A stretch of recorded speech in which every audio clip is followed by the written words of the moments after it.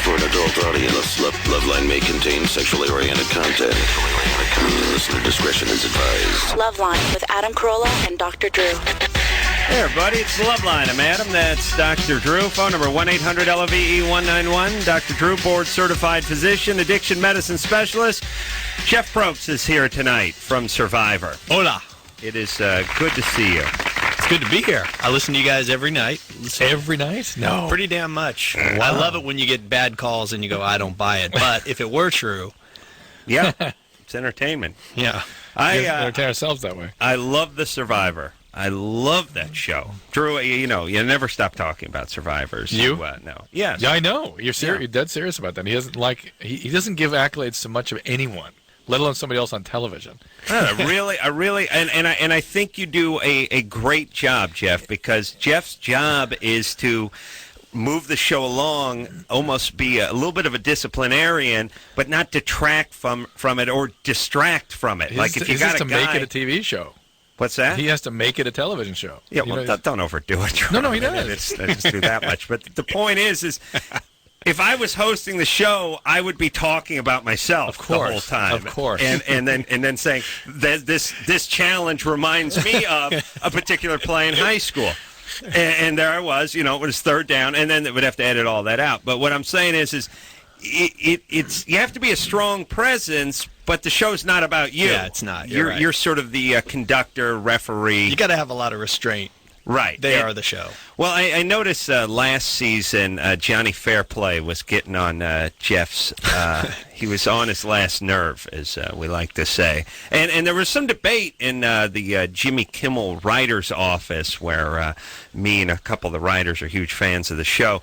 Last season, I should say, Johnny Fairplay told everyone his grandmother had died and gave a big sob story so that they gave him the reward challenge, and then admitted he lied.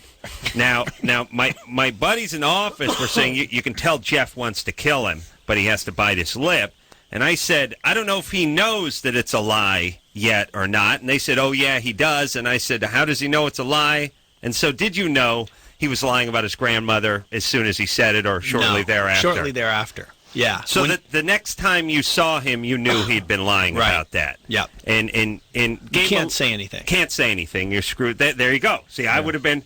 You would all over grandmother stuff. Yeah, of course. Right. So, but no, you wouldn't have, because when you're out there.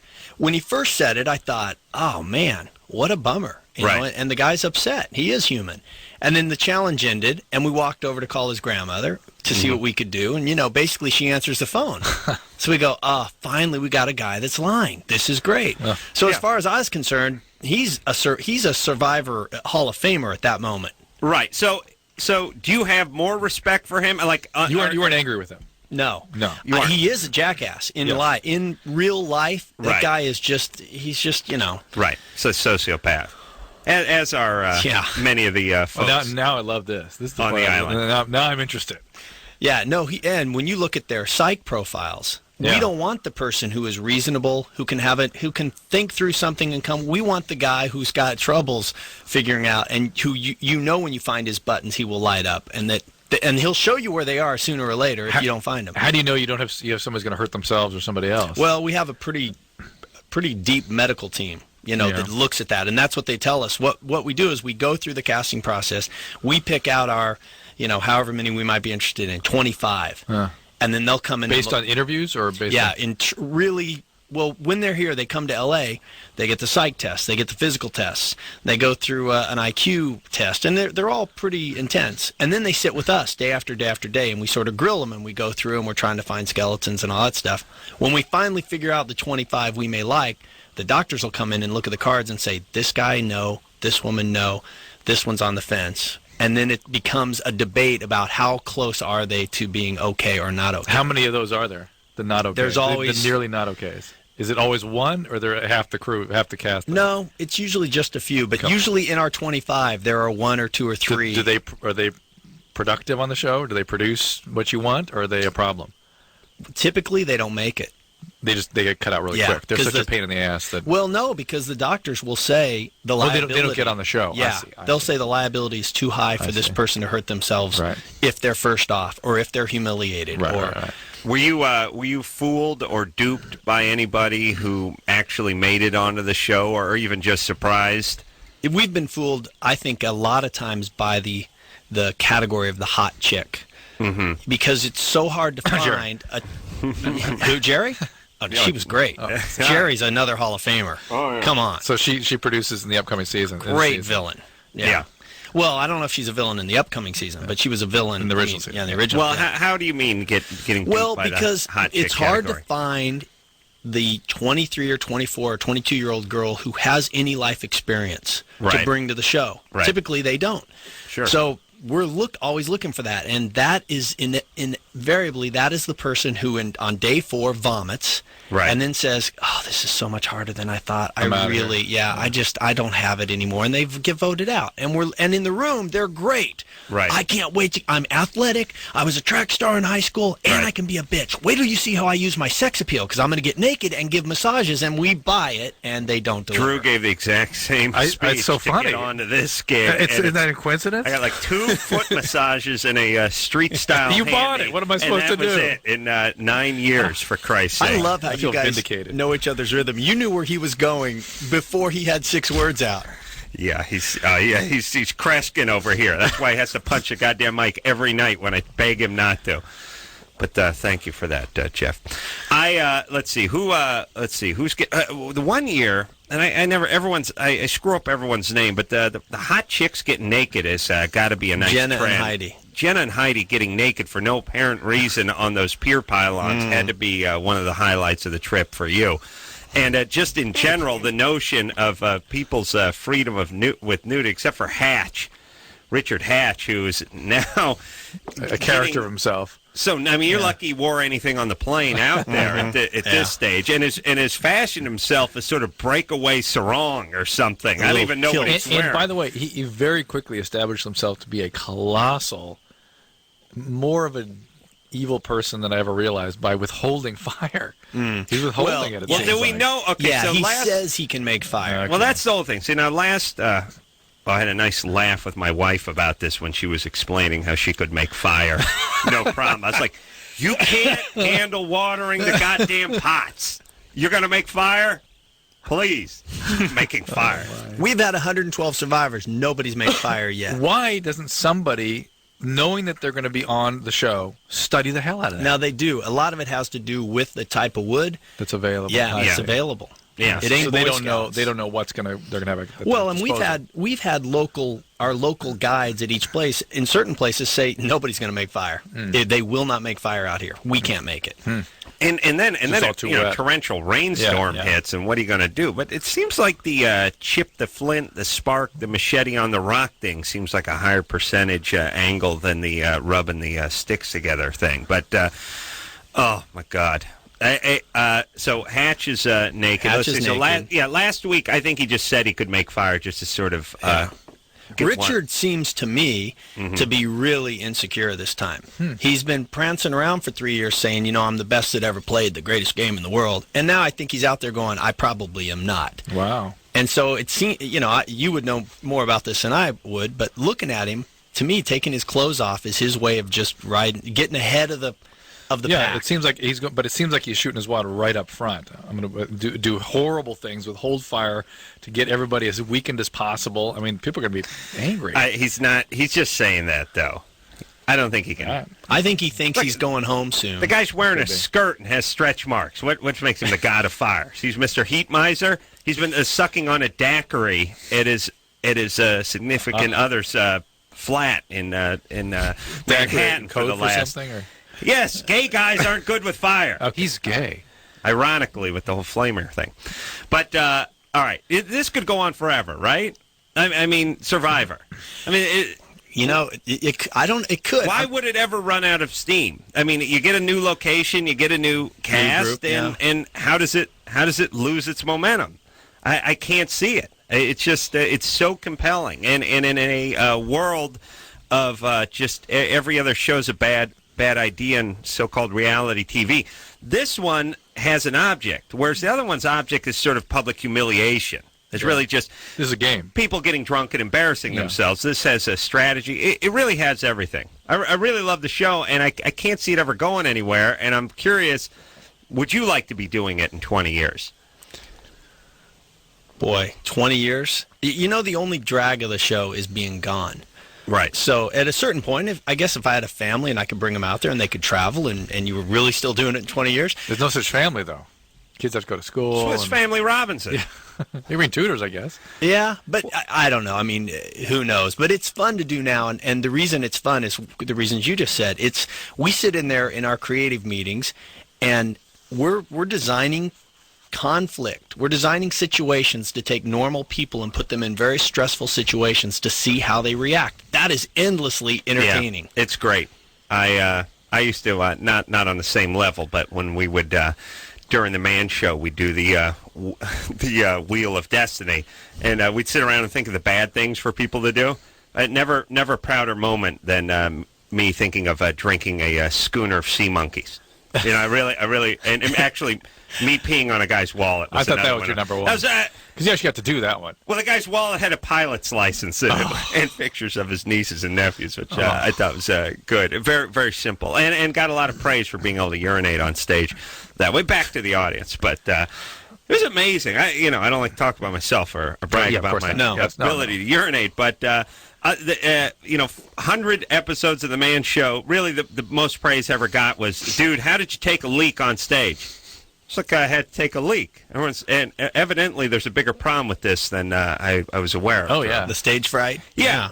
Guys have difficulty doing it shy. in the trough at Dodger Stadium, much less in front of a couple hundred people. So my proudest moment. But, yeah, it is exciting to sit around, and those challenges are getting more elaborate and more amazing. And here's another argument I have with my wife. I keep telling her, whenever you demonstrate the challenge, you have this sort of headless person that is actually clawing through. I say, that's my job. That's what I want to do. This is my calling.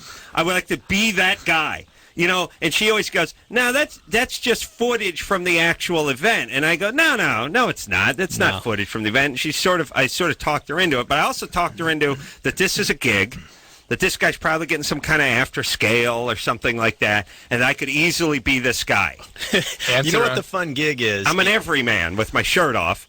I could. Or you put a red shirt on and you're the red shirt guy. Yeah, I'm just saying they have the guy who climbs the rope ladder and who swings across the thing and who swims, and they never show his face. But there's a better job. Be me. There's a better job. It's called the Dream Team, and we hire 16 kids that are like 18 to maybe 21, 22, 25, and all they do is practice the challenges. That's all they do. See if it's feasible. Yeah. Or see how they can break it, or see if there's a rule that we didn't think about that they can go through. Interesting. And that's all they do, and it becomes this little group of partiers that have their own little fraternity, Is it sorority the same thing. guys? No, we bring some back, and then we hire a lot of locals. But it's the best job in the world if you're 21. Yeah. You're getting paid a little bit of money, and you go out and play hard in the mud every day, and then you drink in the bar every night. Wow. Yeah, because you do watch... There's no way to figure these challenges out without actually having people compete and do them. Because some things sound like, well, how are they going to tie those sticks together and get the key 20 feet away? So if it's impossible, the thing's ruined. And if they figure out a way around it, the thing is ruined. But I want a little camera time, so I'm thinking I do want to be the test guy. Right. Well, then that's a better job for you. All right. So now that we are going to calls, first 5 callers tonight that are over 18 will get the Animal Uncut Special Edition DVD. We're still handing that out tonight. Ironically, starring Colleen Haskell from Survivor. Ironically enough, and Rob Schneider, absolutely. That's right. Wasn't I asking? I think I asked Rob why she wasn't back for the All-Star lineup. She didn't want to do it. She wanted to do it. Huh. She had enough. Who really had enough, and who really got their fire lit by it? I mean, who did you approach to come back? Only 2 people. Colleen, and she's working in production. Right. And Elizabeth Hasselback, who's on The View. Right. That was it. Everybody else wanted to do it. And quite a few people are very irritated that they weren't a part of it. Mm-hmm. And they take it personally. There's only 18 slots. Well, and also, stop me if I'm wrong, but when you're assembling the group, you can't have 10 of the most dynamic characters, you need a couple passive ones and a couple passive-aggressive ones, and age-wise and sex-wise. And you have to sort of, you need a football team that's not all going to be quarterbacks. You cast it the same way you cast a normal season. Right. Yeah, exactly. And that's hard for them to get because they all think they think this means now they're not an all-star, which now is a whole nother psychology level of being excluded. Let me talk to Drew for a second. Yeah. Sidebar. It's clear that Jeff hates all the contestants of the show. I didn't want to mention it anyway. It's clear. I like it when I watch it. He has as much disdain for them as we do for the callers of this show. True. It's the exact same relationship. Marginally less. He doesn't hate them. He just thinks they're less than. No, that is not true. No. Quiet, he heard you on that. I'm sorry, I heard you on that. I don't think they're less than, but it is a weird relationship. Yeah. I'm curious what happens to people after reality TV, because I did commentary for Big Brother 1, and some of those people were destroyed by that experience. True. George came out here. What's he do? Tag them like caribou and follow their migration? There must be some follow-up. Well, you guys are back in touch with some of these people. Yeah, I think they get I think it's probably a pretty weird experience to go from relative obscurity to being on a big hit television show. But they're known, but they have no talent. And so there's nothing they can really do to capitalize on except be the guy from Survivor. I don't think most people see it that way. You know, I think they look at it and say now everyone knows my talents, that I'm funny and that I'm charming. Because we've had several of them on this show, and here's basically how they do the show. Oh, true, untrue. You remember Wigglesworth, and she sat back and watched the show. Yeah. And Jerry was involved, but Jerry and I got in a little argument because I told her she had this Playboy thing going around. Well, first off, she did this crap, which always drives me nuts, which is, I want to know how much money they pay you for something. And she's like, it's never about the money. For some reason, it's never about the money with the women, as if that would make them a prostitute. It's as if this makes us a prostitute because we won't do this for free. But it's never about the money. But then I always say, okay, so if they didn't pay any money, would you do it? And it's like, well, no way. Of course not. Right. If, as a matter of fact, they paid you half the money, you wouldn't do it. So, of course, money is a great concern. And then secondly, I said to her, don't you kind of have to strike while the iron is hot? I mean, you're coming off of the Survivor. Your name is on the tip of everyone's tongue.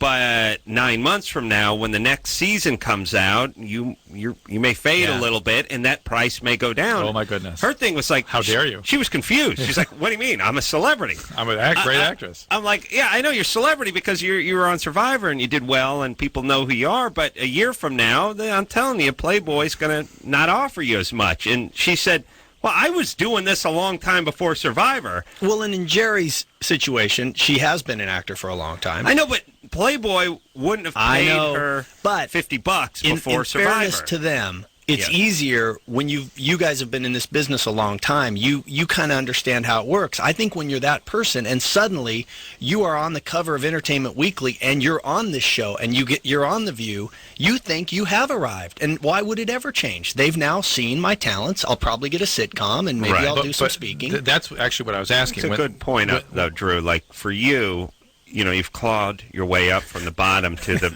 middle lower bottom, middle. But lower part of the middle. Yeah. Lower middle. Yeah, middle bottom. That's what I said. Middle bottom. Well, if there's a ladder that had 10 rungs. 2. No, you'd be like going toward the 4th. Okay. But closer to the 3rd. Okay. So you know what I mean? Yeah. You know what it's like to be on the first one. Right. You know what it's like to look down that 34, 35 inches and see where you used to be. You know what I mean? They don't have that. They pow, someone threw them up on the 9th But that is my point. When it's a fast free fall. When they fall, though, how does that affect them? When the reality starts to, when they don't have the talent they think they have or doesn't respond right, you know what I mean? They may have talents, but... Well, what I kind of noticed, and I really don't think they're less than at all. I wouldn't do that show myself, but they're different. They're definitely a different breed that wants to do that. But what we did notice is once we had cast the All-Star season, the people that we didn't cast suddenly, I think, had this attitude of, well, you know what? There's nothing left for me on Survivor now. So if there's any vindictive bones in my body, now's the time to let loose with it. And that I noticed that in some people where I felt like their attitude went, really? Okay. Well, you know what? I'm not part of the Survivor family anymore. So, and I think that's in response to feeling left out. Right. We give it this name called the All-Stars, meaning you're the best and the other people aren't, which is not really the truth, but that's how it plays out. And I'm sure it hurts your feelings. It's feeling left out. Well, what do we have? We could take calls. What's the show about? I don't Don't know. worry about it. It's not, Okay. it's not- Yeah, that's Survivor not tonight. important. Survivor. All right, I got a lot of other Survivor questions, but you know what? I'm gonna weave them in seamlessly throughout the show. Nice. Okay. All right. Yeah. And I know really, several of the calls have dropped off. well, I am serious about that. Test body thing. That gig where I actually test Come the out. stunts. Yeah. Kayla, Hello? you're 14. Yeah. You want to date a guy, but friends say not to because he does drugs. Yeah. What kind of drugs? All I know is that he smokes weed. How old is he? He's 14. And what is it that you like about him? Like, he's really cool and nice, but, like, my friends say that he'll end up being like my dad, because my dad used to do drugs. Magically, that's the case. Mm-hmm. And where's your dad now? Him and my brother live in Florida. How long has he been gone? About, like, 4 or 5 months, I think. So he just left. Yeah. So that's got to be tough. And that's it? He's there permanently? Yeah, he wants me and my mom to move out there, so we might So be he's not- moving in May. He's not divorced from your mom? They were thinking about it, but I don't think they're going to. They were They're trying to work it out. How much of that stuff do you have to discuss with your kids? Kids, once you come in, your mom and I are kicking around the idea of getting a divorce. We're not sure yet. We'll tell you when we pull the trigger. All right, head back to your rooms now. Yeah, thanks. Really? Your thoughts? You got to know that? No. All I right. was just curious why they've separated and the brother went with the dad. And in any event, naturally enough, it's going to be a painful time for you, Kaylin. You're going to be looking for people to sort of fill that void left behind by dad. This 14-year-old, I mean, you can certainly date anybody you want, but he may not be everything you think he is. And he indeed may be just like your dad. In fact, we would predict that's exactly what you'd be attracted to. All right. Okay. And so here's what you should probably do. Cool your jets. Once you lie low a little Yeah. bit in the dating department until things get sorted out on the home front. Yeah. The other thing you don't want to do is get hooked up with a guy that you actually have a relationship with. She's calling from New And then Mexico. she ends up leaving. She falls in love. Yeah. And then goes to Florida. Right. Now she's got to try to get a ride like my Catholic little brother wanted me to drive him to Kentucky so we could talk to some chick you met on the internet like 10 years ago. It's a disaster. This internet, by the way, is going to destroy everything. And everyone's going to be driving all over the place and running their phone bills up. So lay low until you get to Florida. Speaking of Florida. Ooh, we have a Germany or Florida. Joe? Hey, Adam. What's This is happening? Joe. Hey, you rock. Thanks, And Survivor Joe. does too. It certainly does. Yeah, they should have got Elizabeth back on. We tried. Yeah, she's hot. But anyway, my Germany or Florida is up. Hold on a second. You know what I keep thinking of on that show? First off, I just think how much my beard would start scratching. Second thing I think of, I would be walking around with a big whitehead on my forehead for like And never 28, know. 28 days. There's no mirrors. They can't check themselves. How do they do that? That's true. I would bring a monkey to groom me. Is there Sit on my makeup shoulder or and anything? pick They just stuff. let it be, yeah. Did anyone get a zit on that island? Every so often, well, you are out in the sun. A lot of people's skin actually clears up yeah. because you're in the sun and you're in the water. And It's just all the salt water in the sun. Drew, I would make a pact. I would be like, look, if you see a big zit on my back or on my forehead, you got to get it, man. Oh, Adam, they get to where they're in the Pearl Islands. They were popping. Rupert had these sores with pus in them, and they would make little connect the dot maps on his bodies, and the girls would pop his. They get so close and so nutty. They're popping. Ooh, look at that one. Oh, yeah. Wow. Chicks, I tell you, you want to know what would be a great business? Charging women to pop zits on guys' backs. For a group that is normally skittish and freaks out if you leave a little number one in the toilet for them when they come home from work, they love, let me get that. Let me get that. What? Let me get that. Why is that? Yeah, and then they're like, it's What do ready you to think? go. What does this look like? It's ready to go. They're little primates. monkeys. They're primates. Here's what I'm saying. I swear to Christ, we could charge women money if I could find a guy who just produced. Grooming is in them. The private grooming. It'd be $5 for $5 for a blackhead, $10 for a nice size zit, and like $25 for a carbuncle. Something that needs some lancing, and then just charge women. And here's the thing about women: you just have to show it to them. You'd go, "Oh, come on, get out of here! I'm not going to pay." Dave, pull your shirt up. Okay. Their hand would start shaking. They start going for their wallet.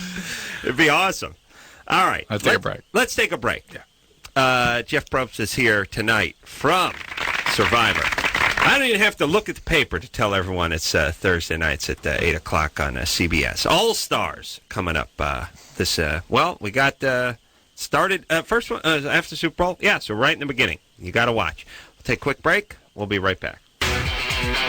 Hey, everybody, it's Loveline. I'm Adam. That's Dr. Drew. Phone number 1-800-LOVE-191. Jeff Probst is here tonight from Survivor, my favorite show, 8 o'clock. On CBS Thursday nights. Got the big All-Star one coming up this it's this whole season. Mm-hmm. I'll tell you a couple of quick things. And the stuff Jeff has been saying just titillates. It's like, I got to watch this season. Yeah, there is some wacky. There's drama. There is stuff that's off the charts. I don't know what you would call it. And then there's this love affair that develops. It's actually kind of nice. Oh, let me see. Where's that piece of paper? Because I think I could figure out who this is from or who's having the love affair. First, a suggestion. Whenever they get the tribes together, they merge and they have to come up with a name, and it's like Shimbabo and all this stuff. Couldn't one just call themselves Turbo Max or something cool? You know what I mean? Something American and cool. They always take elements. They will have figured out words from the environment around there, and they'll want to use them. Yeah, I mean, it's like, to me, it's like the white guy with the tribal tattoo. Who you posers kidding? Half of you are from Milwaukee, the other half are from Idaho. You pick something good that sounds like an engine additive. You know what I mean? Yeah. Boo, something that's got turbo. Ooh, I'd go with something that had stealth in it. Ooh, stealth, of course. Ninja stealths. Yeah. Or something, you know what I mean? Like something that evoked jujitsu and high octane. You know what I mean? Yeah, of course. Yeah. All right, let's see. Let me think who's having this affair. I think, it's Rob and Amber. Yeah, that's what I thought, too. Yeah, because Rob, and by the way, Rob's one of these Bostonian guys who, Drew, you never told me that everyone from Boston was an asshole. Oh, he's great. I know. He's great. Like that. No, he's great, but every guy from Boston has a sort of slick sense of humor, and they're kind of snide, and they're sharp-tongued. You never want to argue with anyone from Boston because it'll quickly devolve into something. I'll get called Brillo Head in just a matter of moments. Drew, you'll go to Four Eyes. Doesn't matter what you're arguing about. It's true. They're brutal. They're verbally brutal people. They really are tough people. And they're for people, even the blue collar guys from Boston with zero education. Oh, they're good. Still, they're the best. Kick your ass in a quick verbal tussle. Totally. Boston Rob can bring it all day. Yeah, I know. What do they do? Just sit home and have some Berlitz for a-holes tape that they just listen to in their truck on the way to work? Well, and there's something also about their rhythms that, he said something in the first episode about nobody trusts anybody. Do you hear what I'm saying? Nobody trusts, and you're laughing. I know. I got it. That's it. So it's Amber and Boston Rob. Yeah, I know that I remember Boston Rob in the first episode was talking about Amber and saying that he was into. Let's see. Yeah. It's Amber Boston. Are we right? Yeah. No, you're right that he said that. In fact, he said something really touching. He said, I picked her for an alliance. Well, for one reason, she's beautiful. Yeah. Any idiot could see that. Yeah. It was really, there was something very sort of blue collar yet sincere, like so sincere about not an ounce of sort of slick, suave could be Jenna in some way. At all. Yeah. Well, it's Jenna and everyone, I think. But yeah, when you got your Coleman, I tell you, we could get some good matching going on here. But Ethan and Jerry. All right, Drew, come on, focus now. The other thing. Oh, one other quick question. They advertise those buffs, right? First off, I never knew what a buff. I would have called that a bandana. Yeah. Is a bandana you put on your head become a buff? Well, it's a little different just the way it's made, but also I think just trying to make language I see. vernacular. It's almost our like own thing. how bread becomes toast once it's put in the toaster. Once you put this thing on your head, it's a buff, and they plug them all the time. Yeah. I don't know what they're raising the money for. I don't know how much they charge. They're always like, get your official Tumbapu buff.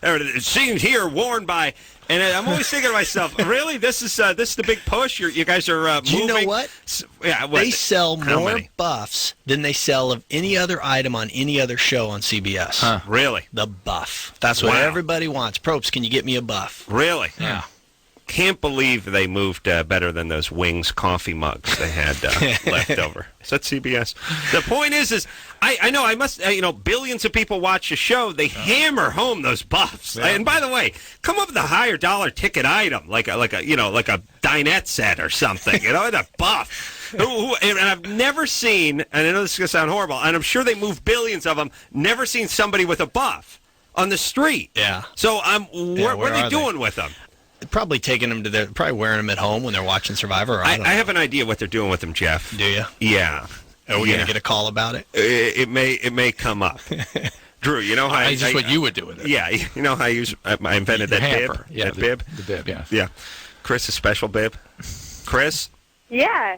you're 22? Yes. And I was calling in reference to your comment about zip popping and money making. I'm telling you, I could sell a bad back to a group of women and make hundreds of dollars. My Hundreds. mom used to. It was $20 a pop. Wow. For you? I know, great. It supported me all throughout high school. Yeah. I don't want to burst your bubble, Chris. She wasn't talking about popping zits. Your mother was a whore. Shoot. No. She actually got paid for the pops. Your Chris did. Mother She paid me Chris. to pop my zits. Your mother paid you to pop your zits. So that she could pop my zits. Exactly what you were talking about. And $20 per zit? $20 per zit. Not per sitting, but per zit. Per zit. Oh, my God. face zit or back zit? Back. Back. Well, because chicks don't normally get the back zit. It's kind of hard. It's kind of hard. Yeah. I just wanted to say, man, you should go with it.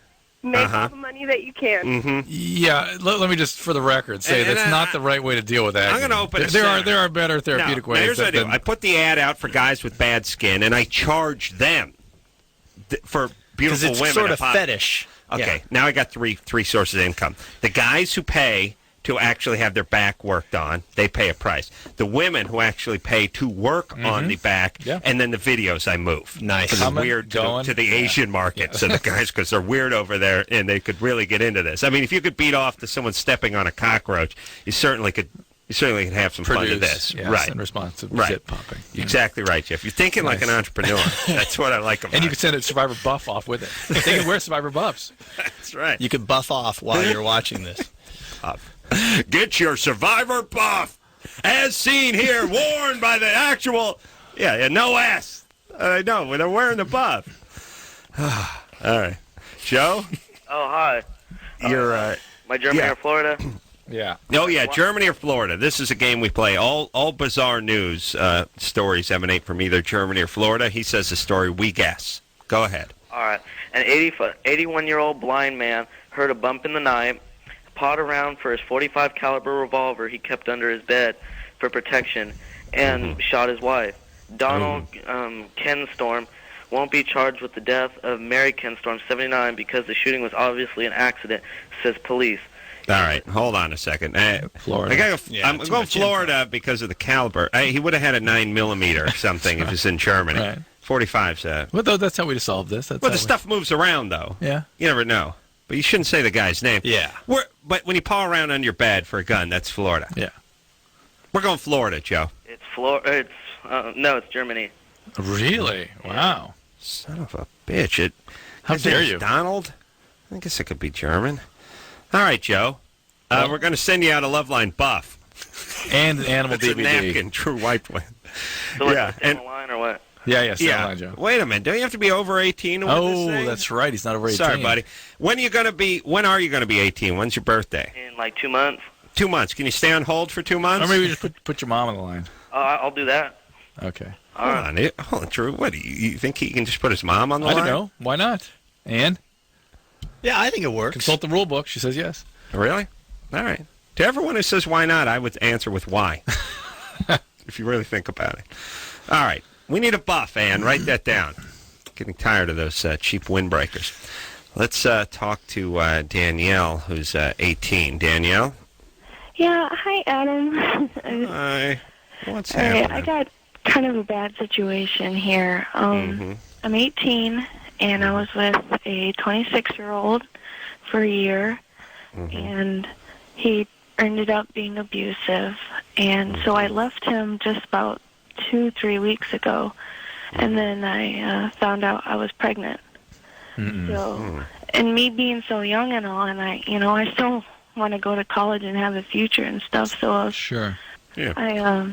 What kind of abusive was this guy? It was weird because at first it was just he'd flip out on me and like scream at me and call me bad names when he was drunk. And after that, it got to where he'd just flip out on me when he was all the time. Was he possibly doing other drugs besides alcohol? Well, marijuana, but after the alcohol, I just said, I don't want either of that in the relationship anymore, so we both stopped. And that's when he got more abusive? Yeah, and Interesting. It was like, well, what happened is when I left, it was like over a stupid like video game or something, and he started freaking out. All right, we got it. So you left him, and what do you want to do with this pregnancy? Well, I was going to have an abortion, and my question is there a chance that I won't be able to have kids again? There's always a chance. There's always a chance with abortions. Obviously, it's a surgical procedure, but it's very, very unlikely, very remote that it would affect significantly your fertility. Though, with each abortion, there is obviously added risk. Yeah, but isn't that just sort of a punitive damage done by God? Not actual physical stuff, just God punishing you for having had an abortion. Yeah, I guess you could look at it that way. That's the way I look at it. I figured you did. Even though I'm an atheist. Yeah. I pick and choose my God moment. I see. That's one of my God moments. I see. I can do whatever I want. There's a God of women, not of me. That's what I'm thinking. So are you looking for permission? No, it's not necessarily. Well, because I already told my father about it, and how'd that go? He's the one. Well, he was upset, but he was very supportive. Her thinking she's worried about affecting her fertility with the procedure. No, really unlikely.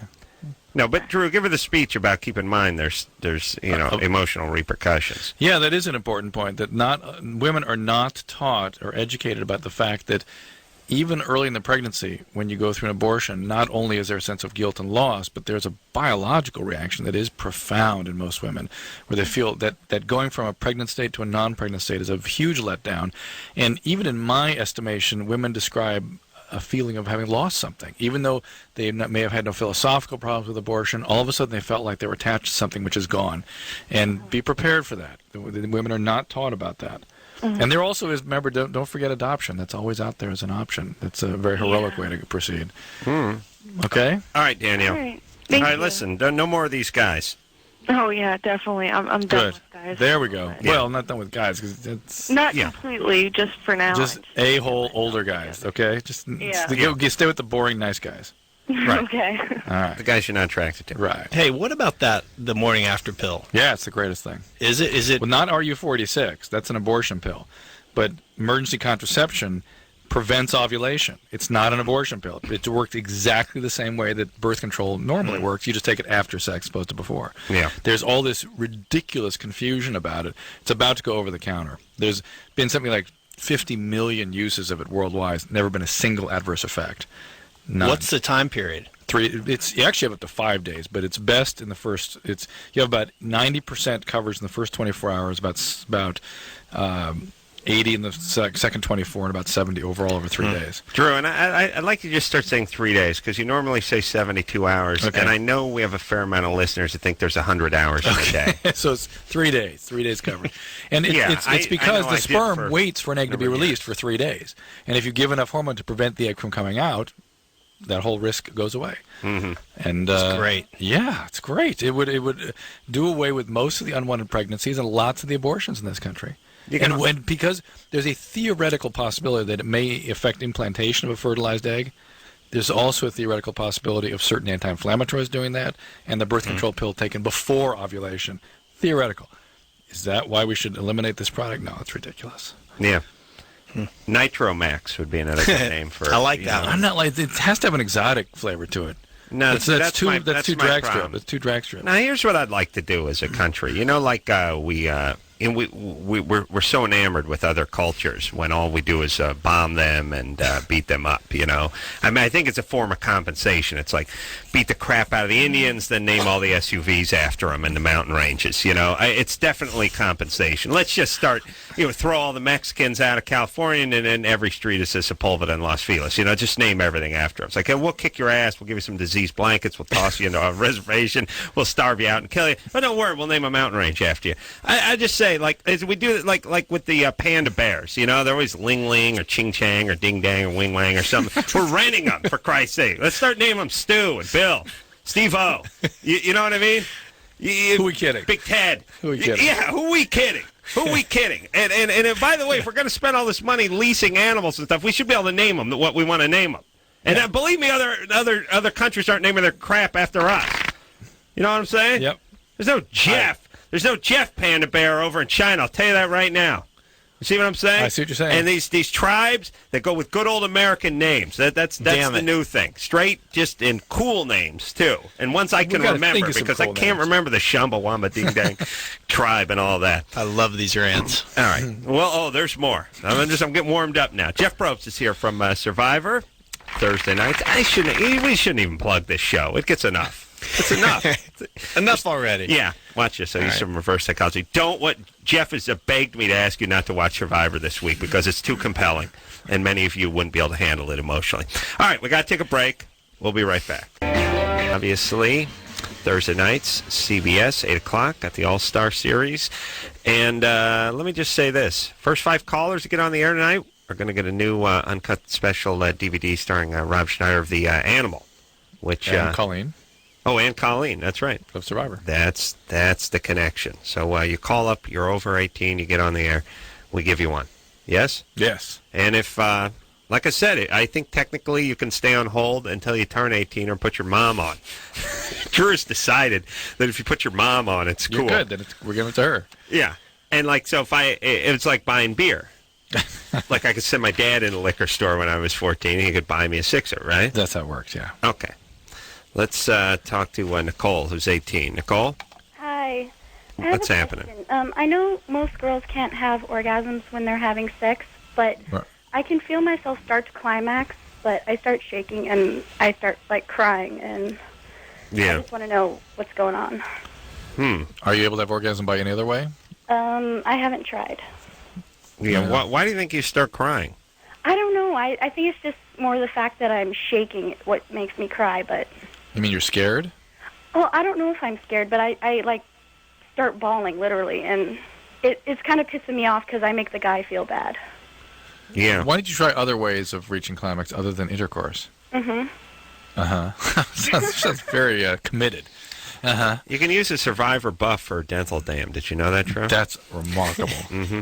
All right, how about you can use it for a lot of things. Yeah, I'm going to get the Trojan people to have condom sort of buffs. Well, no, with the Survivor logo on the outside. Yeah. Good. It's strong. Yeah. Nicole? Yeah. All right, is there anything we need to know about? Were you sexually abused or physically abused? By my mom, I've been physically and mentally abused. All right, so it sounds like when you're sort of reaching that points of intimacy or sort of losing yourself in those moments with somebody you feel close to, it becomes a little overwhelming. Mm-hmm. So maybe take it slower, take doses of it you can tolerate better, maybe not during intercourse. Well, yeah, how's oral sex do for you? It's okay. I mean, I've never been able to have an orgasm during oral sex, but I've never really started to climax either. Mm-hmm. What does that mean? What I mean by that is, when I'm having sex, I can feel myself starting, to tense up, and it's pleasurable, but then when it just gets too much, I just, break down. All right. You're all up in your head. Yeah. You got to take a chill pill. Okay. How about some wine coolers 18. or something? 18. Okay, then weed. I have another question. My friend, she always gets, her mouth gets really dry every time she has sex, and I just want to know if she can do anything for that. Chill pill. Stop breathing through her mouth. Stop breathing through Yeah. her Breathe through her nose. Yeah. Breathe through her They get nose. one of those breathe right strips. They're making a new one for BJ's now. That's an item. That's my money maker. With the Survivor right there. logo across the top. Survivor logo. Anything with Survivor breathe logo right now. Let's strip. get in BJ on. strips. Yeah, it's like first off, it'd be a commercial. You would not be fast forwarding and TiVoing through that commercial. No, you I know what I mean? That'd be one you'd be watching. Yeah. Tired of this? You know what I mean? Yeah. I would really. This could be good because oral sex. Obviously you got to use the nasal passage, and you got to keep that moving, right? And they have like an industrial one for prostitutes. You know what I mean? Yeah, I'm listening. We could get like the Hilton sisters or something to possibly endorse it. There's many celebrities we could directions we could go with this. All right, Nicole's up in her head. She's all freaked out. She's like going in with she has conditions, and she's like, I'm getting this way. You got to relax a little bit, Especially when that orgasm or whatever she was calling it is starting to get there. That's when you really want to just back it off. Yeah, I think she's overwhelmed. It's just too painful to be open and vulnerable. right? All right, we'll take a quick break. Jeff Probst here tonight from Survivor, and we'll be right back. Hey, everybody, it's Loveline. I'm Adam. That's Dr. Drew. Phone number 1-800-LOVE-191. Jeff Probst is here tonight from Survivor, and we're delighted. I do love that Survivor. I do the Survivor dance at the beginning in front of the I TV. have to see this. Yeah, yeah. Now, I established it with my wife, and now I have to do it. Every Thursday. Is it Thursday night? Yeah, I got to do it. And here's the problem, too. I ran out of steam last week because It was after the Super Bowl. well, not only that, I was drunk. I had been bloated on chicken wings. I jumped up, as soon as I pop up right at the beginning. I start to dance. I think the beginning seemed longer than it ever had been because it was the All-Star And we've one. got And it was 18. the first one, and they have 18 people. I'm used to 3 or 4 people, and it was 25, 30 minutes, as I recall. This was after the Super Bowl. You were still thinking about Janet Jackson. I was up, I was doing the dance, and then after like minute 26, I was clutching my side, and my wife was yelling, "You got to keep going. You got to make it through the dance." And you were I was yelling, like, "Oi, when oi." is this goddamn show going to end? When is the forget about the opening. It's got to be over by now. Yeah, but they just had all 18 contestants, and what they've been doing, and really, you got to factor that in. There are a lot of people who do the Survivor dance, and they don't need a 26-minute opening. All right, Is that ever Drew. good foreplay, that dance? Yeah, it's nice. Yeah, before he you masturbates. become like an animal. Basically, it's what he does before he I think has it's the way birds do things, I think. Yeah, it's great. It's a slick move. All right, watch it, and then we come here. Yeah. You watch it, beat off, then you come here. No, I don't. Sometimes I beat off on the way here. Oh, okay. Well, I knew there was something in between. Oh, okay. I Driving didn't say where off. you did that. You have to tell us that. Right. That's disgusting. Michael, Hey, how's it going, guys? 26. What's up? All right. Well, I've been married for about 3 years. I got 1 child, and I met this girl at my work. She just started working with us, and she's also married, and she has a child also. Mm-hmm. Just recently, we just started getting attracted to each other, and we started messing around the office, things like that. Stop. Yeah, stop. Don't even put yourself in situations where it could go further. God forbid it already has. But you are. Listen, you're damaging the health and well-being of your wife, your child, her husband, and her child. Does that feel good? Right. Is that something you want to do? No. No. Well, what do you mean screwing around the office? How's that work? Well, if there's nobody's around, there's an empty office. Yeah. What are you guys doing there alone? That's what we do. We just work alone, and she's like 20 years old, and man, it's exciting. It's Oh, wait a minute. How old you is get the she? blood pumping. Wait. She's 20. Yeah. 20. Wait, are you having sex with her in the office? No, not yet. Not yet. What are you doing? Just making out? No, a little more than that. Uh-oh. Oral sex? Oral. Something like that. Something like that. Tell okay, us. yes. What? Yeah. Let me think. Let's Something flip over all the cards. Arlene Francis has a guess. Something Okay. like that. Look, first off, what kind of work is this that you two just sit alone, unsupervised? Oh, man. Together? I don't want to say over there, but we just run an office and things like that. Yeah. I'm picturing more of one of those trailers with the blocks. Nah, nothing like that. Okay. All right. So you think just stop everything? Yeah. What do you think we'd say, Michael? It's not going to... Nah, I think you would say just keep it on the down low. No, you're damaging your child. You're damaging her child. You've relinquished the option of screwing around when you have a kid. That's it. It's over. You've now lived out your days as an F-off. Now you've got to be a dad. How many kids do you have? I have one. All right. And you should use some protection so you don't have two. Right. Okay, buddy. So look, use protection. All right, I got that. Use protection. Yeah. No, not with. He's a who cares? Look, who cares? Listen, everybody. Ultimately, you're all worried about not getting caught from the hell that you're creating called a life. Don't worry. You're right smack dab in the middle of it. Mm-hmm. Believe you me. Do all the cheating you want. Crank out all the kids you want. Get away from get away from your kids. Move to Florida. Do whatever the hell you want. Believe me, you're taking you with you. Yep. I just love this notion that I'm getting away from something. You're your only witness. If you never get caught by anyone ever, the worst person on the planet knows what you're doing, and that's you. Yeah, you got to go to bed with yourself. I already did that. Yeah, no. Actually, sleep. Actually, sleep. Not abuse yourself. Well, what's the buff for? Yes. Wiping. Yes, Jeff is right. Buffing. You know this sort of concept that. Well, don't worry. I can go in and say some Hail Marys and God will forgive me, or as long as my wife never finds out, or my coworkers, or my kid will never know. There's all this sort of no one will ever know kind of thing. What do you mean no one? You know. Yeah, but you're that person now. But you got to remember that they consider that a triumph. I got away with it.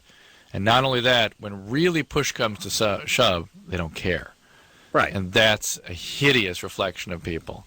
And they don't care. They do sleep fine at night, and that's the awful part about it. And the people that are suffering is everyone else in their life. Yeah. Well, not only them, but what about us as a society who has to deal with these jack-offs kids? These crappy dads everywhere. There's something messed up about the fact that it doesn't feel as good to be a man and say, you know what, I'm attracted to you, but I'm already married and I have a child, and that doesn't pay off. What's fun is to sneak around in the office and get a little and then go, I'm a hot guy and she's a hot girl. Right. When the real thing to do is to stand up and say, go back to your wife and, Yeah, substance has been completely relinquished for gratification. Right. It's like in lieu of doing 50 push-ups and not having anyone find out, you'd rather just convince people around you that you did 50 push-ups. This is a weird way to go through life. And then feel triumphant when you've succeeded. Yeah, you don't get the benefits of the exercise. You've just convinced those around you that you just peeled off 50 push-ups. And the minute you start that lie, it is a slippery slope. Yeah, and by the way, I don't know how you're going to stop screwing around with someone you're screwing around with when you have your IQs in the 80s and you guys are left together alone. Yeah, you can't be at the impound lot. That's part of the problem. But it's like drug addicts who say I couldn't help myself. They lit up right in front of me. It's like you should never get yourself in you made 10 bad choices that put you in that room with the people with the crack pipe. Should never have made those choices. Charles? Yeah. You're 25? Oh, hey. Hey, what's happening? Sorry to bother you, Charles. I'm doing good. This is I wanted to say, Adam, you're great. I used to record episodes of The Man Show and keep them as, collection. And Drew, you're awesome, too. And I wanted to buy your book eventually and read it. And Jeff, Survivor is a really good show also. Thanks. Have you bought one of the buffs, Charles? Not yet. I will, though. Please do. You're you're 8 behind, by the way. I think I ought to start including a buff with my book. Buff and a book. My question is that the last couple of nights I've heard you guys talk about kind of the older guys who've dated the younger girls. Mm-hmm. And I'm 8 years sober from alcohol, and I recently started corresponding with a girl who was 18. And what happened was I ended up moving out to her state to live with her, and she ended up ditching me in her state and taking off. And she comes from a very controlling and domineering family. And I was wondering, my question is that I tried everything I could do to be a good boyfriend to this girl and help out this girl, and I held down 2 different full-time jobs and supported her. And I'm wondering if I'm sorry, I'm kind of nervous. Was I just scammed here? Yeah. Or Well, first of all, you showed incredibly poor judgment going to live with somebody you never met. Yeah, I did. That is incredibly bizarre. And a certain degree of desperation. Yes. And we can hear it in your voice. Yes, but secondly, in spite of you recovering from alcoholism, and I wonder how dedicated you are to your recovery, how much of a priority recovery is in your life. Do you still go to meetings on a regular basis? Do you still contact your sponsor regularly? Well, when I moved out there, I actually got a home group, a meeting home group, and actually got a sponsor. And the funny thing is all the recovery people I met out there who knew about this relationship were shaking their heads at me, going, "What in the hell are you doing?" You know? Right, and that means you weren't practicing a program of recovery. You were marching to your own drummer, doing whatever. Well, okay, but here's the only way you can change it. It's by maybe doing some codependency recovery, getting an Al-Anon meeting going, because really this is all about your codependency and yourself coming from a disrupted, fractured alcoholic family system. Here's what's going on too: is you're dealing with a troubled person, this 18-year-old.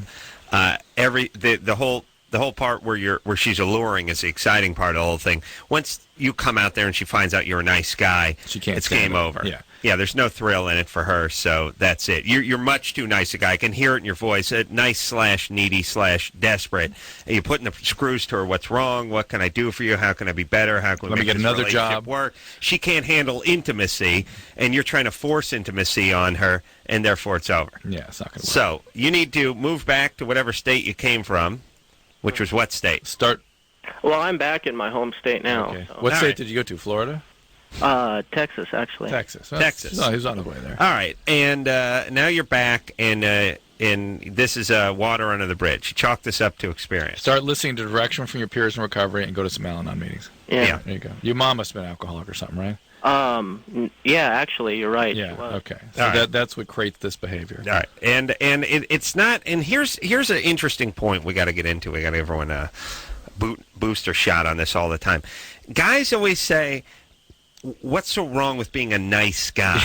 It's not a nice guy.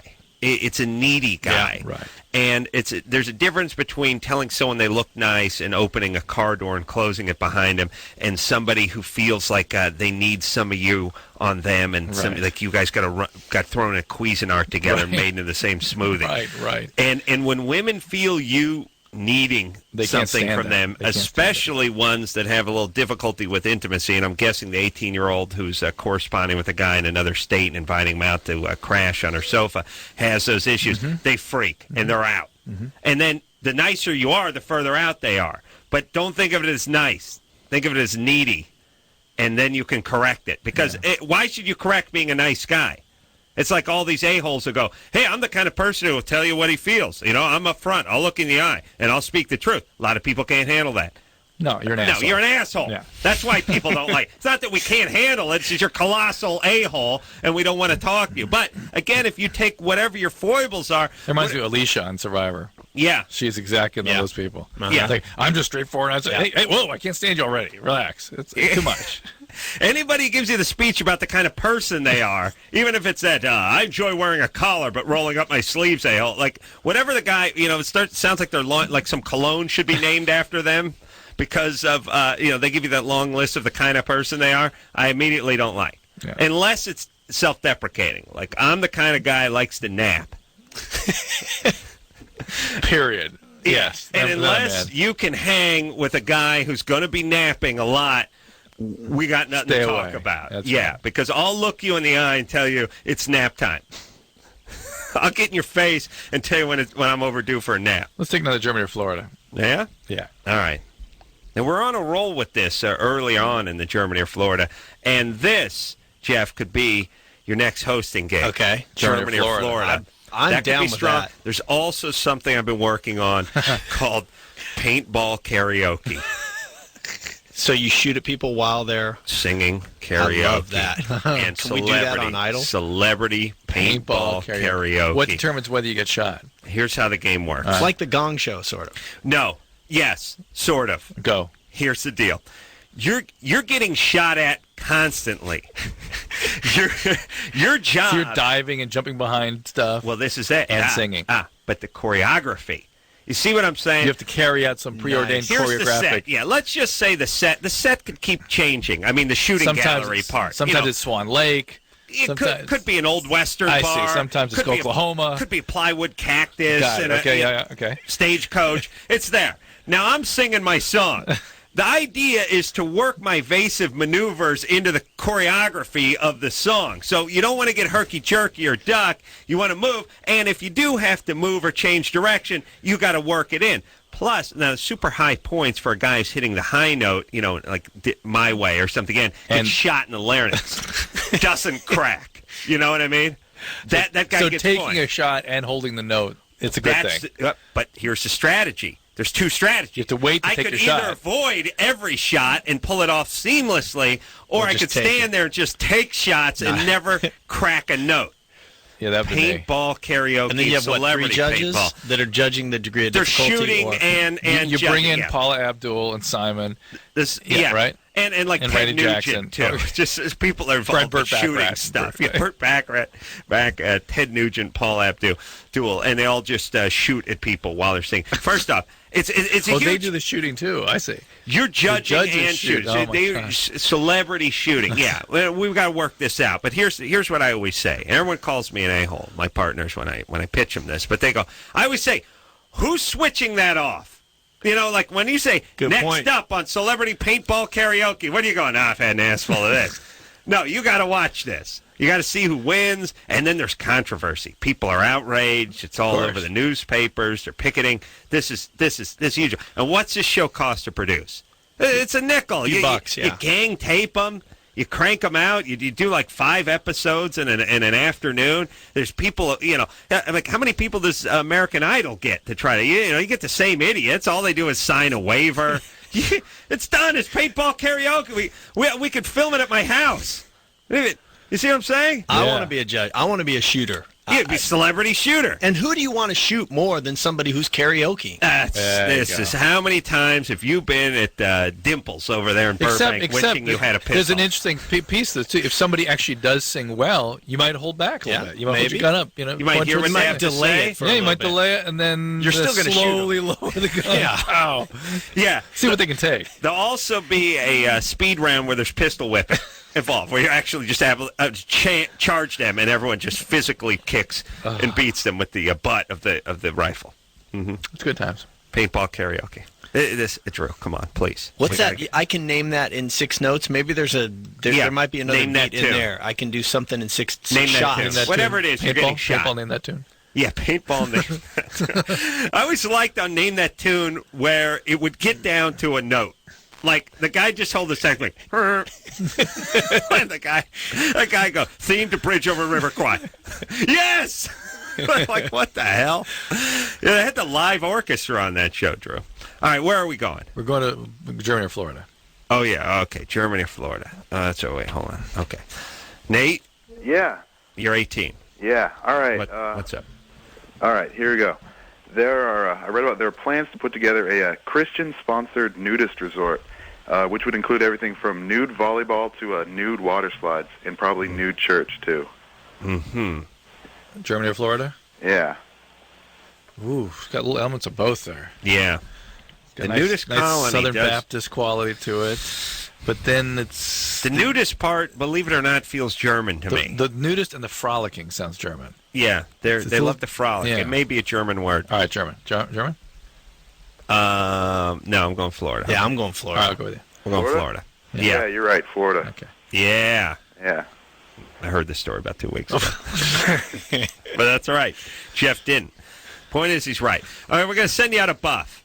Or an animal DVD. Or an animal DVD. Okay. All right, there we go. All right. Or my T-shirt with the bullseye on it that says paintball karaoke. I did paintball karaoke and all I got was this crappy T-shirt. Yeah. What about having for the audience? What about having the pimple poppers just coming through instead of selling cigars? They just pop a pimple. I'm telling you, that's another show we could do. It's just colossal zit popping and then celebrity zit popping. Who would turn that off? I couldn't. You couldn't avert your stare, your gaze. You would have to. I'm getting nauseated just thinking about it. I know. It's not nice to think about, but could you turn away from an all zit popping channel? Yes, I could. Yes, and I could. imagine that in HD. Yeah. Yeah, no problem. You could? Yeah, no problem. Not me. As you know, I'm a self-lancer. I know you are. I see a lot of good stuff during the day. Drew doesn't like that. You see enough of that. Yeah. You get enough? Do you do any lancing? Oh, yeah. You do? Oh, yeah. Oh, that's nice. Yeah. Do you have a lance? Is there a special thing you use? It's not just skin a pin. scalpel. Just scalpel? Yeah. Regular scalpel? The skin one. What's the skin one look like? They're pointy at the tip. Oh, so like an X-Acto? Yeah. Mm-hmm. What is a boil? We had a guy in Africa, Big Tom, had a boil the size of his neck that they finally lanced. Just an abscess. It's. But what's in it? Pus. I love Big Tom, by the way. It's just an abscess cavity filled with white cells, inflammatory debris, and bacteria. Usually anaerobic bacteria. It just keeps growing, right? It keeps growing. Yeah, it's an abscess. Now, how does the? Oh man, it's like a gazillion survivor questions. Your body walls it off. That's why it forms, and then it just keeps. So what kills it? You lance it and then put something. Yeah, I got to take antibiotics. First, you have to take out all the stuff because it's stuck there. It's in a cavity. Wow. And you get it out, then you start using antibiotics. The antibiotics can't get into the cavity. That's part of the problem. So you got to take it out. All right, I have questions now. I have more survivor questions. You have the survivor camp. Obviously, the crew and the film crew and other folks have to be in proximity of the camp. Is their camp? Do they have their own camp, which is right by there? Obviously, they work in shifts, like the cameras, go all through the night. Is there cameras there 24 hours, by the way? And the camera crew has a camp that is outside of the camp that survivors live on. That's not our production crew. We have 300 people that are somewhere else, but the small little 2-camera crews and the producers, and they're just off, I don't know, a couple 100 feet, and they'll sleep. They'll sleep, and then some of the APs, our associate producers, will be out there with little, digicams. I mean, so we're shooting them all the time. Right. And so is there a guy who has that shift from 3 a.m. till sunrise or 12 to sunrise, where many nights he's just sitting there watching Have they ever missed stuff 9 people sleep? No, if we were going to miss something in the middle of the night, would be when you would, because they don't. If you're all asleep, they could fall asleep too. Right? Well, I don't know if it's that, but they'll just. They may turn the cameras off and just sit there, and then suddenly somebody starts whispering. We might be a beat behind, but for the most part, we don't miss anything. I mean, we're on it pretty damn fast. And those guys our shooters are making editorial decisions themselves. Right. An argument starts happening while a conversation's going on over here, and they've got to figure out who do I cover and which is going to be the story. And so there's a lot of autonomy. A lot of people just working on their own, making calls. And by the way, cameraman. Guys never get credit. I've worked with cameramen who, shooting in New Orleans on Bourbon Street. They got a 60-pound camera on their shoulder, and they're just running after you, filming. People are pissing them. People are shoving them. I mean, it's a real sort of lumberjack kind of job that people don't really. If you're doing a good job, they don't even know there's a camera there. I mean, when you're at home. These are studs. Think about on Survivor, all the bug bites they get on those beaches. Our cameramen have the same bug bites. Do the camera guys develop some sort of relationship with the people they're filming, or do they have to figure out a way to be non-entities? I mean, in theory, they don't talk to them. They do not. Are they not allowed to speak? Right. Not allowed to speak. Not allowed to speak. And in theory, you shouldn't have a relationship. It's impossible. Right. Yeah, you're human, you're there. Yeah, and you're seeing these people sometimes at very low points when they're giving you an interview, and they're saying, we have some people this season. There's a couple of times where a couple of people say, I want out of here. This is the hardest thing I've ever done. So you see them at this low point, and I think the survivors develop a relationship with the camera person, an intimacy that's kind of odd because they don't really ever speak to each other. Yeah, it'd be easy to fall in love with one of your subjects too if you're a cameraman and they're prancing around naked and they're also I'm surprised there's not more romantic relationship in these very intense situations. People get thrust into those situations, and that's almost a natural kind of an instinct to get involved with and after the show there is after the show they get involved. I think it's hard within the show because of what's at stake. What's at stake? Yeah, and the fact that you're so in the show, you can't ever stop. The one thing the survivors will tell you is the hardest part is you never stop thinking, is Adam my friend or not? Is he screwing? Why is he talking to Drew? What's going on? 24/7 for 39 days.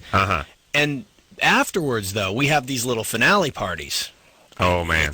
It Booze is sexual. Is going around. Boom, just combustion.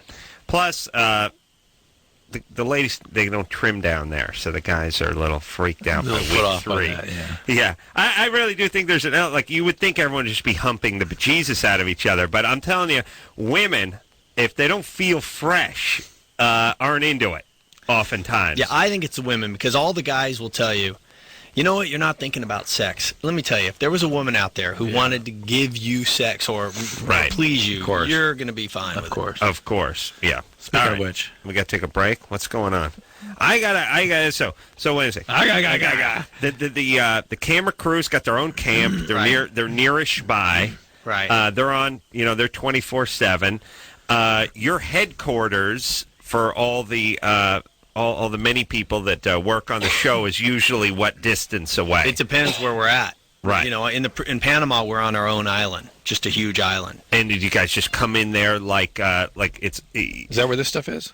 Yeah. You become like Panama. the Army Corps of Engineers. You just set up, you bivouac, you make a big community. Well, yes, this place already existed. There was almost like a third world. It seemed like a drug laundering sort of resort. It hadn't been tended to in a long time. But in Africa, for instance, everybody's in tents.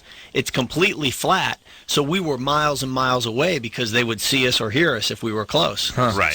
But we had our own tent city where we just built 400 tents and we brought porta potties and porta showers. And I tell you, what an opportunity to travel and see the world in these great locations. Yeah. How big are the medical teams you bring? That's the thing I keep thinking. It's just this is huge exposure to things. Yeah, 2 doctors, 3 paramedics, 3 nurses. I mean, tropical illnesses are bad times. Well, most of our action for the doctors comes from the crew. Oh, really? Yeah, a lot of injuries and a lot of... In Thailand, we had these bugs that would bite you and then burrow in. Yeah.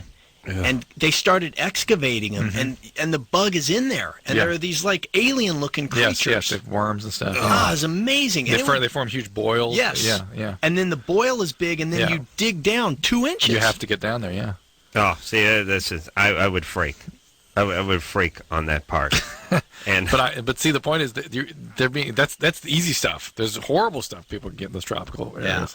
Well, and you know what else happens is locals discover we're there. Uh-oh. Like in the Amazon, there was a kid who accidentally got shot in the face with a shotgun, blew his eye completely out, but he would have died. And this boat paddles up, and they know there are some big group of people here. Uh-oh. And our doctors go down and take care of him and fly him in. We get him on our helicopter, we fly him into town. Yeah. Incredible. That's not going to happen in paintball karaoke, by the way. No. It could. Just so people die. Great if it did. That's ratings. And then they sign the waiver. All right. Jeff Probst is here from Survivor. We'll take ourselves a quick break. We'll be right back. Hey, everybody. It's Loveline. I'm Adam. That's Dr. Drew. Phone number 1-800-LOVE-191. Jeff Probst is here tonight from Survivor. Contributing so much. Drew, well, we can screw with kids all we want. The point is you're here giving us the inside dirt, the skinny, telling us what's going on behind the scenes. And I'm saying this, Adam. Yes. Killer episodes. Not this week, but this week is good. Right. But week 3. Watch out. And week 6. Stuff. Oh, really? Week 3 and week 6. Okay. I'm going to watch all of them anyway, but I'm going to do my Survivor dance. Oh, hey, ho. But special dances on 3 and 6. Yeah, because I think something that Jeff was alluding to is that there's some love found in upcoming episodes, which was He also does some crazy goes down. And crazy stuff, which is good because it is as compelling as the show is. There's really not that much in the love affair department, in the physical confrontation department. I mean, there's some shouting matches and stuff. You would assume that guys would be kicking the S out of people, and there might be a rape or two. Yeah, you know what I mean? That's right. Be nice. I don't know why there hasn't been a fight. Yeah, I mean, they're really, first off, anyone who follows movies at all knows that when people get in these stressful situations, like in Red Dawn, when the Russian paratroopers landed. Even the best friends, they go up the hills, they start into that. Hey, man, you're not belong. Yeah, they do this one. You're not the captain of the team anymore, okay, man? And then they start fighting. But these guys know they're going to have to watch their behavior, and they're playing a game. They want to make sure they're not eliminated for some reason. If you hit somebody, you're out. Yeah. Oh, is that right? There's only 2 rules. You cannot hit somebody, and you can't conspire to share the money. But you can rape. That's okay. That appears to be okay. Yeah, it's you got in on a rape technicality. But you would think, and again, this is it's amazing that the show's incredibly compelling. Really, just within the parameters of the show. Like many shows are like, well, here's what we say the show's going to be, but it turns out, real world, we say it's about young people. It just turns into a big hump fest and everyone yelling at each other, and that becomes the show. And then the real worlds that don't have that are the boring ones. Yeah. This doesn't need it. I mean, this is it's a difference between hockey and football. No fights in hockey, that's a crappy hockey game. Right. Football, no fights, no penalties, fine. Good game. Yeah. Good game. Thank you, Drew. There you go. All right, buddy. Linnea? Yeah. You're 19? Yeah. What's up? I was calling because every time I give my boyfriend a blowjob, I kind of throw up. Mm-hmm. Gag or throw up? Throw up. And at what point when he ejaculates. Oh, all right. So he's not concerned about it. No. And do you respond? That's another thing I could use that Survivor buff for. What does the guy do when she's vomiting mid ejaculation? Yeah, that would bother me. Would he be like, hey, bother me. Hold on, one second.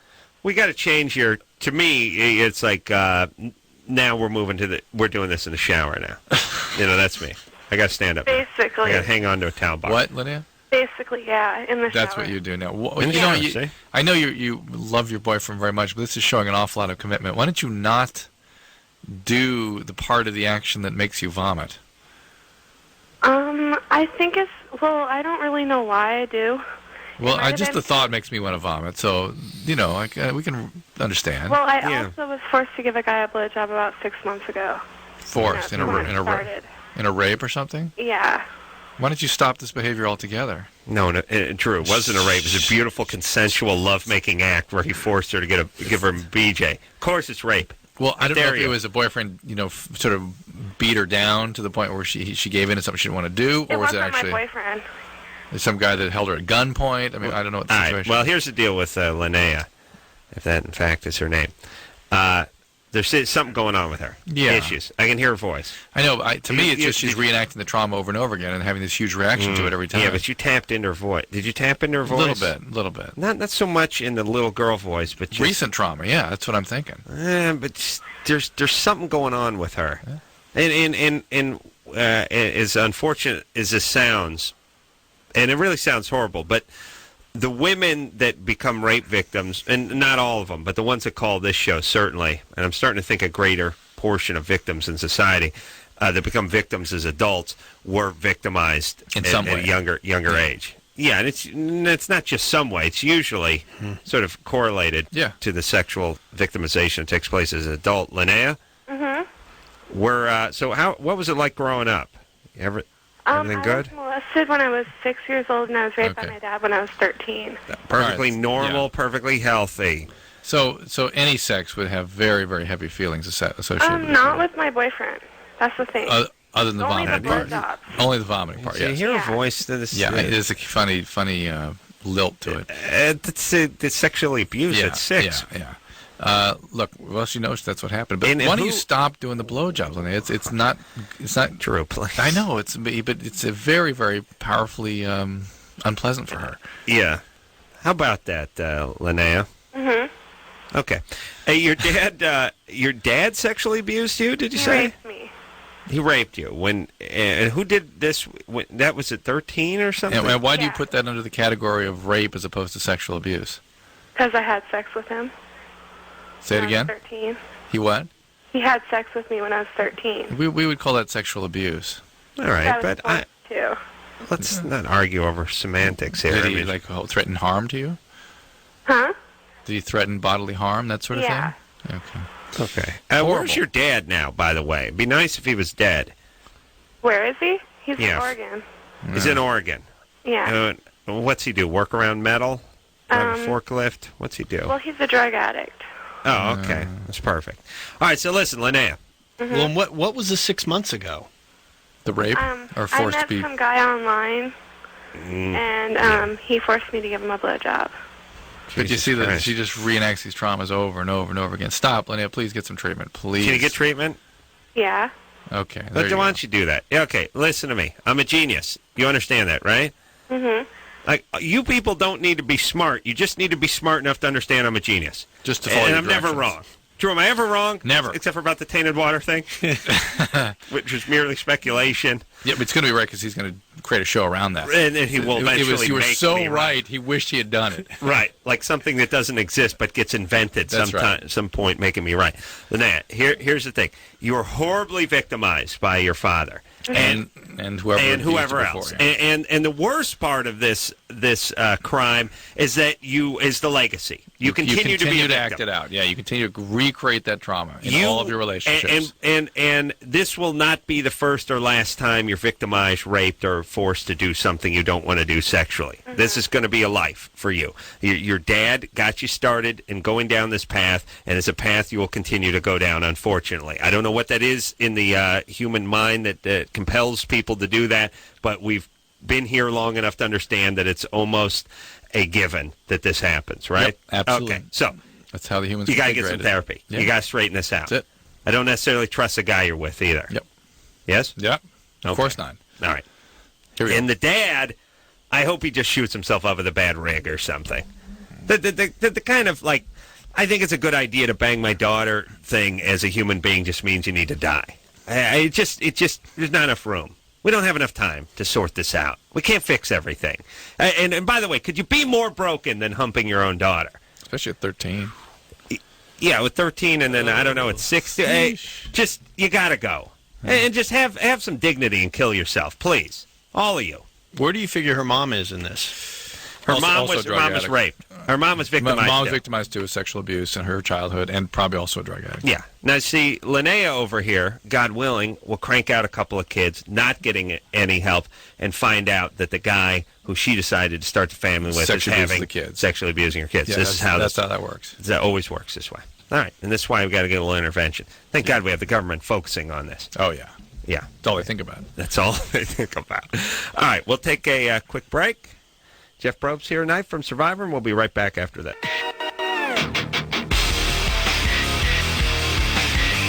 Hey, everybody, it's Loveline. I'm Adam. That's Dr. Drew. Jeff Probst on here tonight from Survivor. All right, week 3 and week 6. Look out. And in order to really appreciate him, you have to watch every week in between, too. Well, yeah. Right. Definitely. Oh, listen, the worst Survivor episode still better than the best episode of your second favorite show. Yeah. The only thing I don't like about Survivor is that good? Is yes. That made sense. The only the only thing I don't like Survivor is the S it spawned. Yeah. Yeah. The other bad knockoff shows. Yeah. It did give birth to some real ugly. Yes, babies. It was the first one through the door in the reality TV department, and it's all been downhill since then. Although I have enjoyed Surreal Life. Even though it really has no rhyme or reason, I just I'm attracted to that show. And Jerry Manthey was on Surreal Life. The first one, yeah.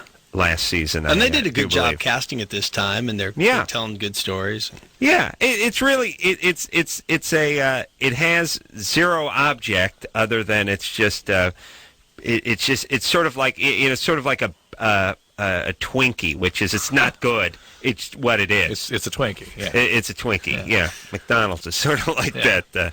Actually, most things are starting to become that way. But that's what it is. But the Survivor. Now that is a pineapple upside down cake. Jeremy 20. That's which they don't get their due. The pineapple upside down cake. Because they're not good. Oh no, they're good. Oh, Drew. Now wait a minute. It's a pound cake with pineapple stuck on it. What's wrong with that? It's got a spot though in karaoke paintball. Definitely, pineapple upside down cake. Yeah, Jeremy, what's up? I just had a quick question. My girlfriend always asks me why I like to go down on her, and the only thing I tell her is just I don't know. I just do it, and I was just wondering if you had an explanation. Well, you like to give her pleasure. I think that's mostly that's my life. Yeah. I mean, that's what I say. Guys are invested in being sure that a woman has a good experience. You think that's all that is? Not all, but I think that's a big part of it. I think it's a big part of it. For guys that really like doing it and stuff. There are some guys that get a oral gratification out of it too. They like that whole the whole quality of the relationship in that mode. Well, some guys they're sort of like I don't know, like certain dogs dig. Mm-hmm. Certain guys dig, right? Like the burrowers. I've never been one of these guys, but I've hung out with a few guys that like to get in there. Yeah, that's the two-hand oral sex where it's like you got the tongue, you got the hands going. It becomes a gynecological. Yeah, it's sort of. I imagine the exam they give you at like a Mexican airport when they pull you aside, like they want to make sure. And by the way, I always think of keistering stuff when I'm thinking about Survivor. I think I would have keistered some Flint. Yeah, I would have keistered like some fruit roll-ups.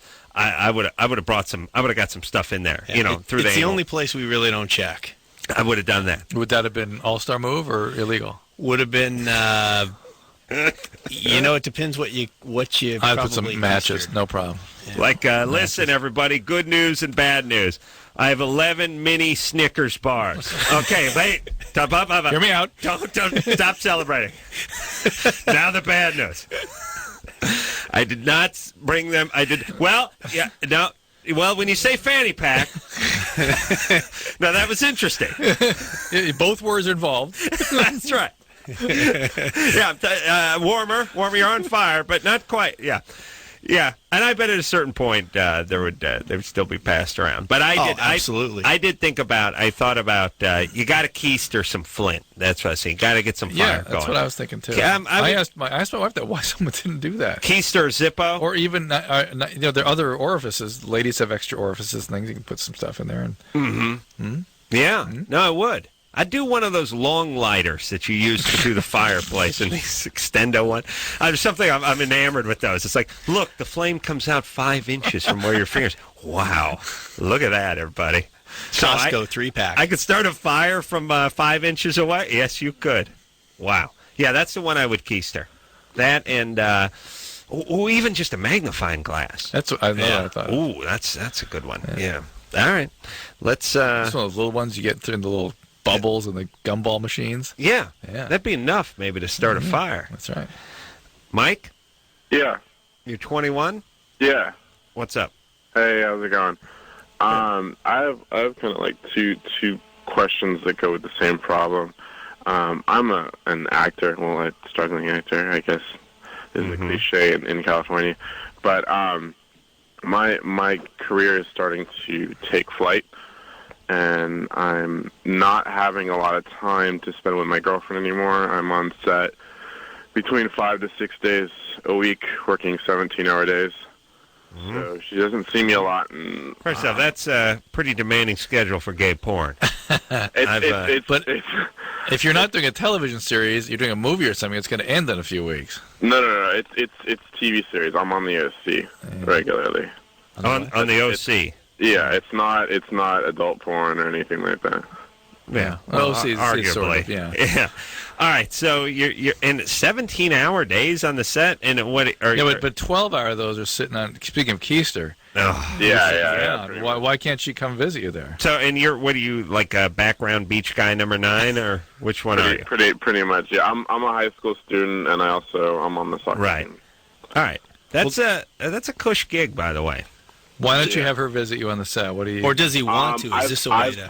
I've had her come to set before on certain sets where they have like the live studio audience, but most of the time it's a closed set, so she's not allowed. You don't have a trailer?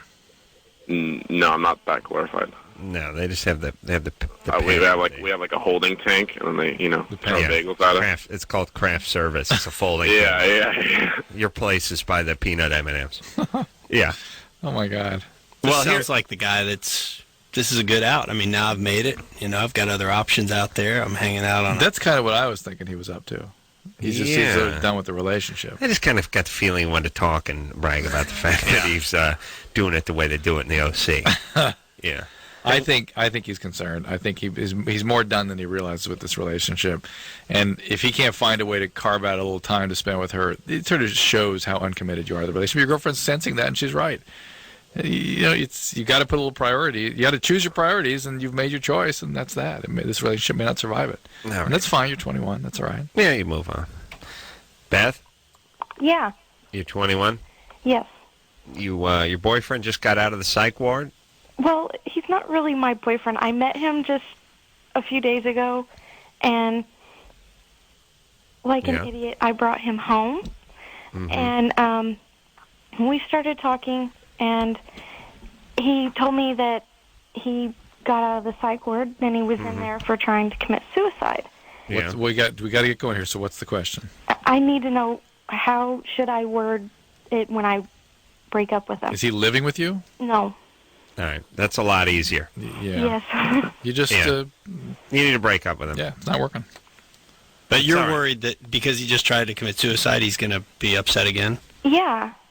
I mean, he's 21. He doesn't have a job. He's a very weird guy, kind of. He may or may not be upset. He may or may not get depressed again when you tell him this. Yeah. If he starts threatening suicide, take it very seriously. Call appropriate authorities. Contact the team that's treating him. It's not you can't be responsible for his well-being.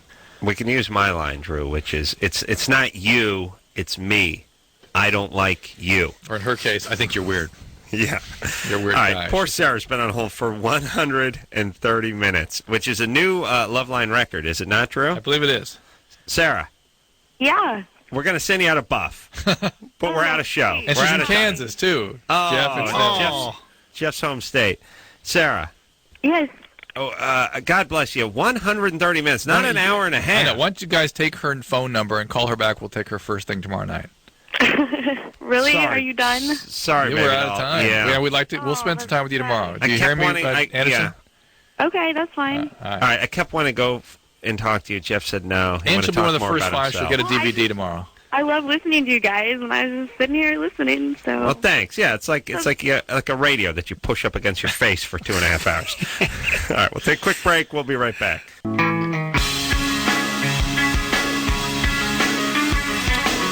Well, that's the show, everybody. Where does the time go? All these weeks looking forward to Jeff coming into the studio, and it's pow. It's a blink of an eye. Gone. Jeff, a delight. Likewise. Had a great time. Had a blast in here. You can, you live in town, right? Yeah. You can come back anytime you like. Right on. I will take you up on that. Survivor, Thursday nights. There was last week. Yeah. Thursday nights at 8 o'clock on CBS, my favorite show. And look out for big number 3 and big number 6. It scares me. But you got to watch the ones in between, otherwise it won't make What any did you say? sense. I'm going to cry, number 5? 3, Three's you're going to cry. 6, you're going to go, what the hell just happened? Oh, my God. That's great. And every one, I'll do my dance. I do. I got to come to your house Thursday night. All right, so until next time, this is Adam Carolla for Dr. Drew saying mahalo. This has been Loveline. The opinions expressed on this show are not necessarily those of the staff, management, sponsors, or this station. The producer for Loveline is Ann Ingold. Loveline is a presentation of Westwood One Entertainment.